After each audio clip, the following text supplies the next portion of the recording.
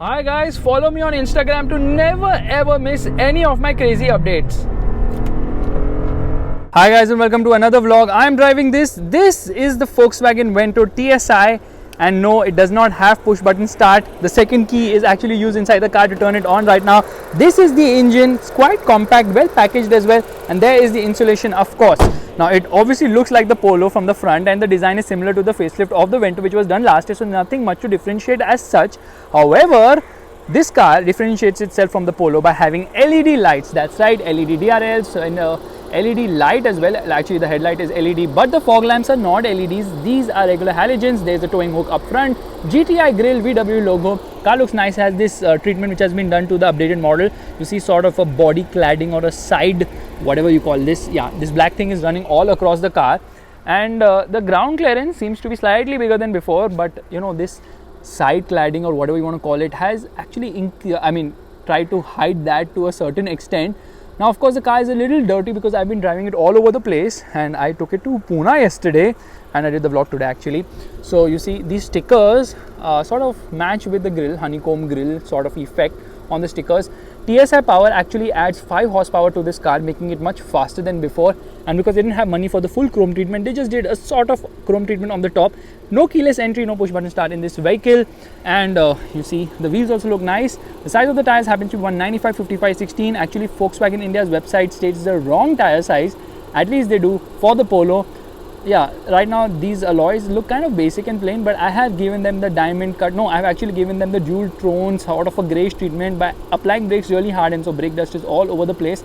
I kid you not, let me just show you that. So here you see, that is how they should be, and that's how they are not at the moment. Meanwhile, because this is the TSI edition, it's got black colored outside rear view mirrors, black colored roof as well, these stickers which actually add power to the vehicle, and that's about it. Yeah, and it's also got a subtle lip spoiler which feels so aftermarket. I feel the dealership has put it because yeah, it's like stuck on here.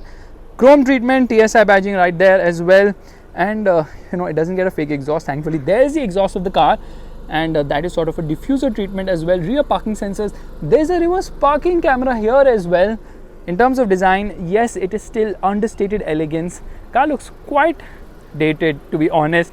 Yeah, it's old, it's dated, and it's past its prime. There is a car which is rather new, that's the Volkswagen Tiguan with dual exhaust, and that exhaust system is not fake. So why am I getting inside is just to turn on the headlights. I can show you that what they have done here, at least the headlights look really nice with LED treatment. The Polo should get this, but why are we having halogen? Now it has got the cornering function as well. Coming to the tail lights, I actually like the way the tail lights have been done. Okay, they also look nice, get the LED treatment. That is the rear fog light. Now in order to open the boot, well, this is how you open the boot. Boot carrying capacity is decent. Spare wheel is of course not an alloy. In fact, spare wheel is smaller in terms of size, 175 70 14. Well, that's some cost cutting, but that's not really cost cutting. I think it's more to do with the fact that it cannot fit in a full size spare wheel there. Getting to the rear seat, first and foremost, you see the solidity. The car feels super solid, well put together. Door pockets are decent sized, and obviously because this is the Vento, it gets the beige treatment. Beige colored seats which love dirt will get dirty really soon as well. No center headrest, but the other 2 headrests are adjustable. No problem, you don't need to move your seat. I'll show you a party trick of the car. So you see, legroom is not that great right now, but I can increase the legroom of the car by pushing the seat all the way ahead. Yeah, that is super cool. You didn't know about this? So they have done this smart thing, you know. So now you see that knee room and leg room is massive. Actually the knee room is massive, leg room is also good enough, however not on par with the Ciaz or the new City of course, or the old City also. Scooped out seat back, magazine holder, there's an AC vent here, there's a cup holder here, and this is kind of weird, looks like an afterthought actually. Big transmission tunnel, actually there's a hump here, not with the transmission tunnel because this is obviously a front wheel drive car, but there is a hump here which is massive, so 3 people cannot sit in. Also the cabin is not that wide. There's a center armrest, there are no cup holders in this armrest, and headroom is decent.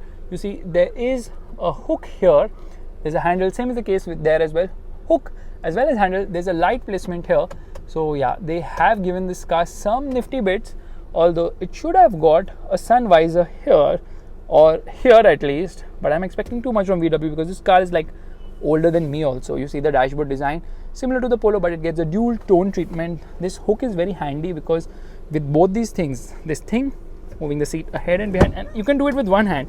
That's how easy it is. It can be done with one hand. And Neha got frustrated. Just imagine if that is actually happening in real life, how frustrating it can get for people.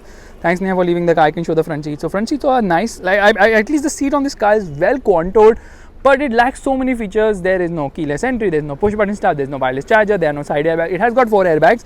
It's not got curtain airbags as such. So yeah, a lot of missing features in this car. That's why it is so old. See, it's actually big enough. Yeah, door pockets are big enough at the front. All the power windows of this car are one touch up and down, which is super cool feature to have today. Actually, all cars should have this one touch up and down feature, and you can obviously with the remote you can open all the windows at once. That's also pretty cool. Every VW has that feature. Seat feels nice and comfortable with the right amount of support as well, and the steering wheel is similar to what we see in other VW cars. Gets sort of a flat bottom treatment, piano black finish, nice chrome treatment as well. Silver inserts. In fact, even around the AC vents you get those silver inserts, which look really nice too. Now the center console gets this sort of a metallic treatment, which actually looks nice, and this car doesn't look as boring as the Polo, because the Polo is just so much black, because this car has beige as well. And the glove box is actually decent sized, and I think it's cooled as well, because I can feel something cold. Is it cold? Cool glove box. Yes, this is a cooled glove box. There is a thing from where the air actually comes.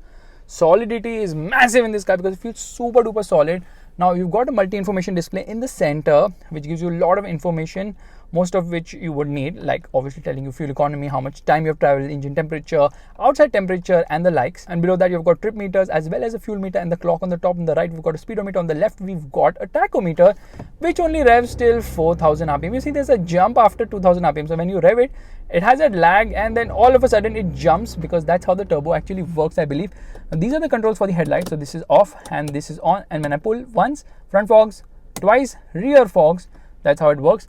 The mirrors are a bit small, but they give you a good view of what's behind. It gets an auto dimming inside rear view mirror. These are the controls for the cruise control along with the indicators. Meanwhile, these are the controls for the wipers. It gets automatic wipers too. The wipers work brilliantly well on this car. Plenty of spray on offer. Cleans the windscreen in no time at all. There's a light placement on the top, yeah, but there is no light or mirror on the driver's side. There is this place to keep your toll receipts, but it's obviously not needing it anymore, because now we have obviously got FASTag. There's a mirror here, Neha, so you can see your face, and there's a handle here, but there's no handle on the driver's side. Meanwhile, the seat belt is height adjustable as well, which is a nifty touch. Actually, all cars should get height adjustable seat belts too. Meanwhile, the dashboard is too plain and basic. Little bit of hard plastics, but they have used high quality materials inside the cabin. Like even the switches are very nice in terms of feel and feedback. Obviously it gets automatic climate control system, but the AC is making some weird sound at the moment. I don't know why it's doing that. So let's just turn it off. This is a small screen. This is a 6.5 inch screen. Yeah, a bit too small. It gets Apple CarPlay, it gets Android Auto connectivity, and it feels so much better than the one on the Skoda Rapid, because the Skoda Rapid gets Android Radio. This one gets Android Auto as well. This is the reverse parking camera. It gets guidelines. The guidelines are not adaptive. It's making some weird noise right now. Can you hear that? Is this the sound from the steering column, or is this the sound from my stomach because I've not eaten anything? What do you think? Anyways, out of reverse, yeah, let's turn on this. There's nothing inside it. Let's play an audio right away.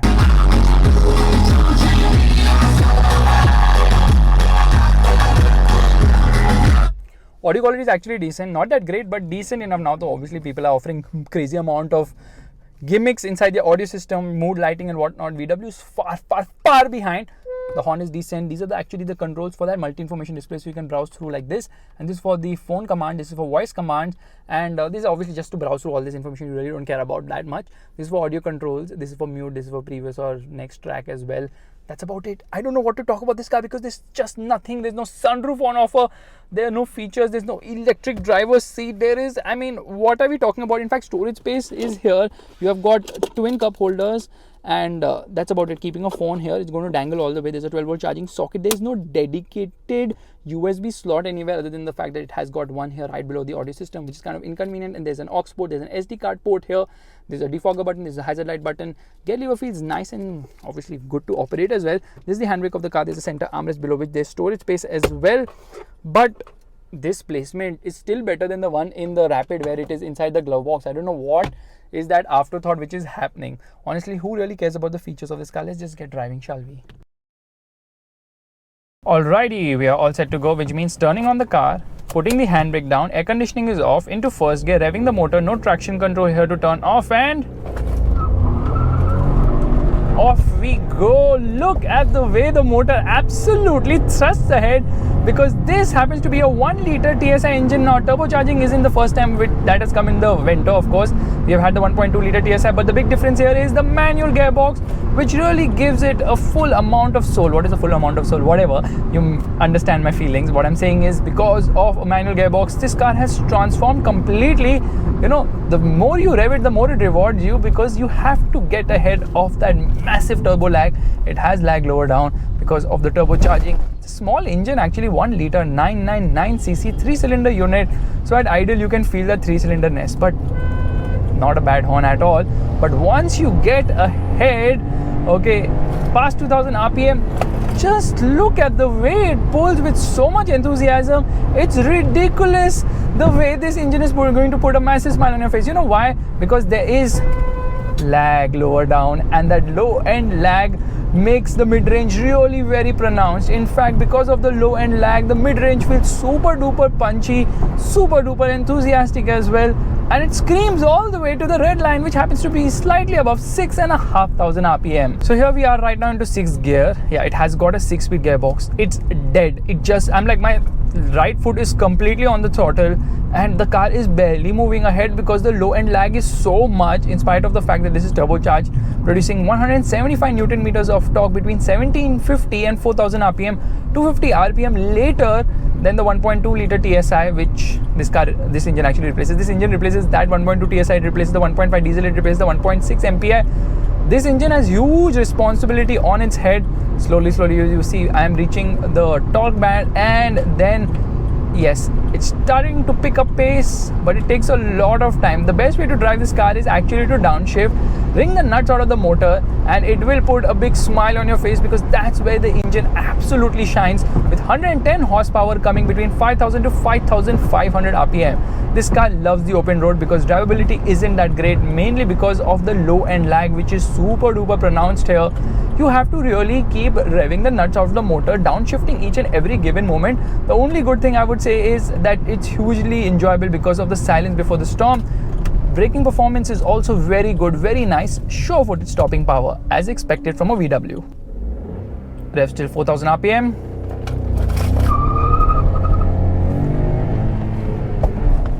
(6,600 rpm) where it's redlining. Actually, wheel spins a lot because of the torque rush. Look at the way the tachometer absolutely shines itself bright and pulls hard and fast.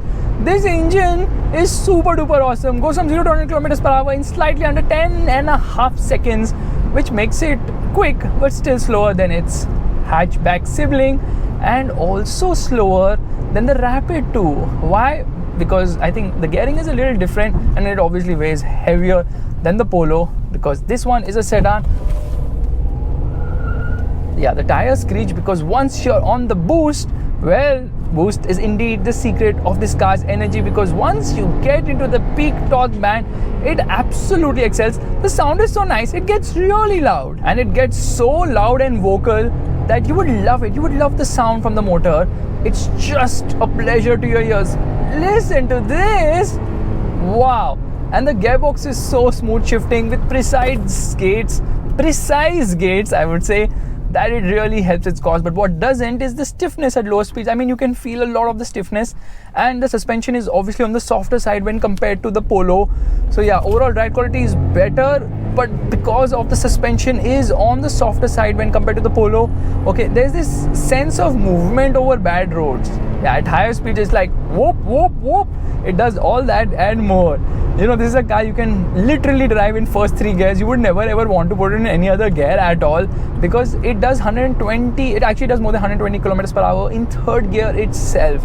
In fact, let's see the kind of speeds it does in each and every gear. You see, bad patch of road, yeah, you can feel that here. Rumblers, taken it well because of little stiffness here. First gear 50 kilometers per hour, in fact slightly above 50 kilometers per hour. In 2nd gear we are hitting almost 100 kilometers per hour. Yeah, factor in the speedo error, it is actually not doing 100 kilometers per hour in 2nd gear, so it doesn't reach 100 in 2nd. That's the reason why it's not the fastest as such in terms of outright acceleration. We are going to stop here. Look at the braking performance, super awesome brakes. I love the stability of a VW, and we stalled the car. Brilliant. Awesome. Why did we stall the car? You should downshift now. What are you doing? Let's turn on the car. Here into first gear, revving the motor, 4000 RPM, soft limiter. Why do you do this, VW Group? And off we go.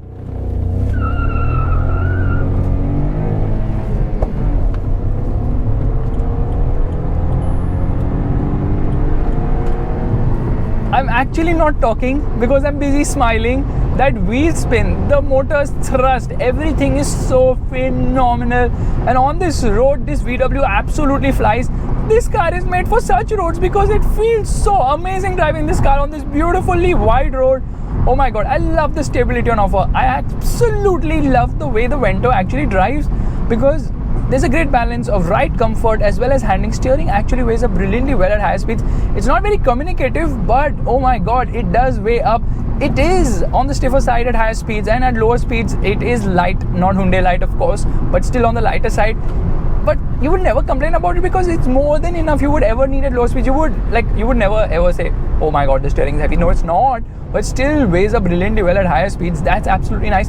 Body roll is very well contained, but near limit understeer is massive. It understeers like crazy if you try to push it to its limit. But you will not do that. Obviously you will not, because there is going to be a big limit here, and that is because of the massive grip on offer from these super wide gluey tires as well. They're not super wide actually, these are not supercar tires. Special, what are you saying? Don't overstate things. So as you can see, the Volkswagen Vento, well, is a mixed bag because this engine performs brilliantly well in this car. Yeah, it is slower than the Rapid, both in terms of outright acceleration as well as in-gear acceleration, but forget that for a moment. It's actually on par with the new Honda City, which makes it an absolutely brilliant machine in a lot of ways, because turbo power really helps its cause, although that turbo lag is something which is a bit of an issue in the city, not so much out on the highway. Actually, I love the turbo lag because that turbo, look at the kind of composure the car offers. That is absolute brilliance at its best. What a machine, what a car, what a composure, and what a balance between ride and handling. They have just nailed it. That's what VW does best, all the given moment. So I love the fact that, once you downshift, there's that immediate thrust once you hit 2,500 RPM. Actually, turbo is like, I've woken up at 2,000 RPM, starts running, and then it peaks like crazy all the way, pulling the car to speeds which makes you smile like a mad person always. Tell me, Neha, what's up? So like I was telling you, taking a U-turn, well, steering is slightly heavy, but still I would say it is on the lighter side. And then you wheel spin like crazy. That is such a joy as well. Is it too bright, Neha? Yes, it's too bright. Why is it so bright? Because it's sunny outside. Thank you, Jadu. Thank you. Okay. Yes. So here we are driving in second gear. I love pulling this car in first two gears because in first two gears it really shines bright. It really shows that this engine is made of a lot of thrust. Now the thing is, globally this engine also comes with even a higher state of tune, producing around 115 horsepower, meanwhile the torque output of 200 Newton meters. We have hit the red line. Okay, it moves around a bit, but it's so composed. It's like a freaking tank. The way this car drives is like a tank. I kid you not. It feels like a tank. It's built so well. It's put together so well. The build quality, the ride, everything comes together brilliantly well. Okay, I was talking about internationally, this engine is also offered with more power and torque. 115 horsepower, 5 horsepower more, and 25 Newton meters more torque at 200 Newton meters of torque. They should have offered this engine to differentiate it from the Polo, of course. That would have made it as fast as the Polo, because the Polo goes from 0 to 100 kilometers per hour in under 10 seconds. This car, well, 10.5 seconds, yeah, that's fine. Like, forget the speeds and numbers for a moment, because it's more about the way this car makes you feel, and it makes you feel absolutely solid. Okay, I love the build quality of this car, but I cannot deny the fact that this is overpriced at its best, because the price of this car which I'm driving right now, okay, first and foremost, this variant does not exist only because they have 6 variants on offer, and 4 of them are obviously for the manual, 2 are for the automatic, and this is actually the 7th variant. This is known as the TSI edition, which is so limited, it's so limited that it's no longer available either. But this, so we just put this car as the Highline Plus for the moment, and the Highline Plus is priced at rupees 14.43 lakhs on road Mumbai. Alrighty, the range actually starts at 10.5 lakhs, goes all the way till 16 lakhs. Obviously the automatic is more expensive than this car, so this is like the 4th variant, and the other 2 are automatics. Now the variant below this variant The price gap happens to be a massive 2.55 lakhs. That's an insane price gap between variants. Now all the prices I'm talking about are obviously on road Mumbai. So yes, the Vento is on the expensive side considering it doesn't have any features whatsoever which modern cars are offering, and this is an old car. Start to feel its age as well. Yeah, in certain areas it's still very good indeed, like the way it drives, and this engine is also a gem without a doubt. Especially the manual really makes you believe that OMG, VW has done a great job this time with the manual transmission, because I hate the DSG because of that lag. It's not about the DSG that I hate, it's generally I hate the fact of the dual clutch being dulled lower down so that it just does not offer you the get-go which you would want. You can't spin the wheels at all. So yeah, this car doesn't even have traction control. It doesn't need any traction control because you really will enjoy spinning the wheels. And talking about spinning the wheels, well, why don't we try that right away? So here we are going to stop. Braking performance is solid, the composure, everything. This car feels like a car which should belong to a segment up. And here we are into first gear, revving the motor, revs till 4000 RPM, said that 50,000 times, and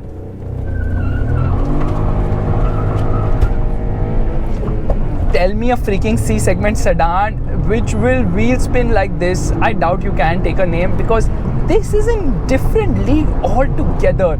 This is absolute brilliance at its best. This is a Volkswagen, this is a VW. You can't feel the speeds. You will always feel that you're driving slower than you actually are because you're actually driving faster than you are. I mean, that's weird, but that is the composure, that is the way the car drives, that's the way the balance is there. That is what VW does best, and that's the reason you would definitely love to buy this over maybe the Honda City and the Hyundai Verna, because if you like driving and want something which is solid, safe, and makes you feel safe, makes your family feel safe, makes the passengers feel safe, and offers terrific comfort build as well, then there is nothing which even comes close to the Volkswagen Vento. But if you're looking for gimmicks, features, all those things, well, I'm so sorry, VW cannot impress you on that front, because this car is just about driving pleasure. It's about the feel, it's about the composure, the steering. Oh my god, what a steering wheel in terms of offering you the weight. Yeah, it lacks when you have to factor in, it just doesn't have that communicative feeling which Honda steering wheels have somehow. There is where it falters, feels a little artificially weighed, but still has good enough weight. So you have very little to complain with the Volkswagen Vento TSI edition, other than the fact that it's dated, it doesn't have features, it's overpriced. Well, that's a lot of things I've already complained about, and for that reason I'm going to downshift. Here we are into second gear, revving the motor. I love the way the tachometer just is so enthusiastic. Tachometer is on steroids, okay? It's like every time you hit the accelerator pedal hard, the tachometer gets up, smudges itself right all the way till 6,500 or whereabouts, and that's how this car rolls. And on that bombshell, well, it's time to end, because I've been going blabbering again and again and again. We come to a different road. I'm trying to talk a little different also, because this car is nothing but a Polo with a boot. Yeah, that's about it, a Polo with a boot. So I would just say, save all that money, say 4.5 lakhs extra you're going to pay for the boot and pay government taxes. Just get the Volkswagen Polo TSI. Forget the comfort of the people who are going to sit in their car and defriend them. Just get the Polo. Polo seems super value for money in front of the Vento, because all you get extra here is the boot and a little bit more rear seat comfort and the swag value. The society is going to accept you if you are going to be in a sedan. Remember that.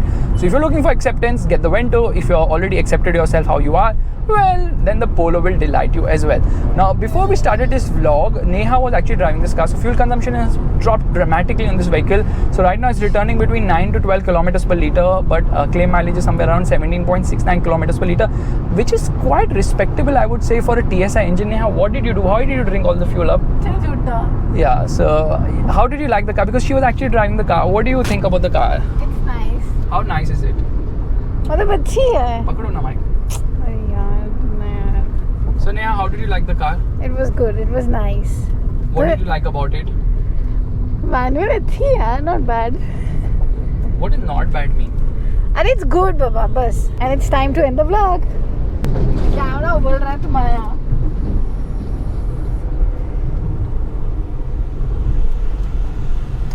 You can go straight and then we can connect to that Belapur wala road. अब U-turn देखने की सोचो भी मत.